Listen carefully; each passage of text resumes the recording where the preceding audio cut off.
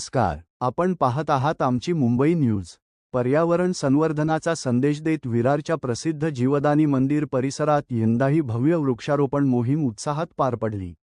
श्री जीवदानी देवस्थान ट्रस्टच्या पुढाकाराने आयोजित या उपक्रमात वसई, विरार शहर महानगरपालिका, वन विभाग, पोलीस विभाग, विविध शाळा आणि सामाजिक संस्थांनी मोठ्या संख्येने सहभाग घेतला। जीवदानी मंदिराच्या पायथ्याशी शेकडो रोपांची लागवड करण्यात आली। विशेष म्हणजे केवळ झाडे लावण्यावरच नव्हे तर त्यांचे संगोपन करण्यावरही भर देण्यात आला असून काही ठिकाणी ठिबक सिंचन आणि स्प्रिंकलर यंत्रणाही बसवण्यात आली आहे। या कार्यक्रमाला श्री जीवदानी देवस्थान ट्रस्टचे अध्यक्ष प्रदीप तेंडुलकर, विरारचे वरिष्ठ पोलीस निरीक्षक लालू तुरे, पंकज ठाकूर, काशीनाथ पाटील तसेच विविध विभागांचे अधिकारी, विद्यार्थी आणि नागरिक उपस्थित होते।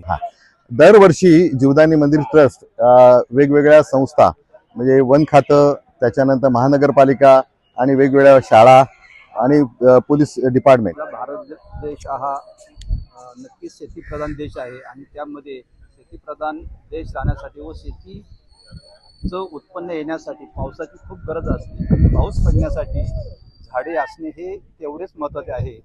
सध्या ग्लोबल वॉर्मिंगमुळे झाडाची ज्या कॉन्क्रीटकरण निर्माण होतंय त्याला प्रतिबंध बसवून जास्तीत जास्त ग्रीनरी निर्माण होण्यासाठी वृक्षारोपण हा चांगला प्रोग्राम आहे आणि तो जीवदानी ट्रस्ट व फॉरेस्ट खातं हे मिळून संयुक्त विद्यमाने दरवर्षी 50,000 झाडे लावण्याचा प्रोग्राम आयोजित करत असतं। त्यासाठी आमचे स्थानिक पोलीस, विरार पोलीस ठाण्याच्या वतीने सुद्धा आम्ही त्यांना मदत करून आम्ही संयुक्त विद्यमाने सदरची झाडं लावण्यासाठी व जगवण्यासाठी प्रयत्नशील असतो।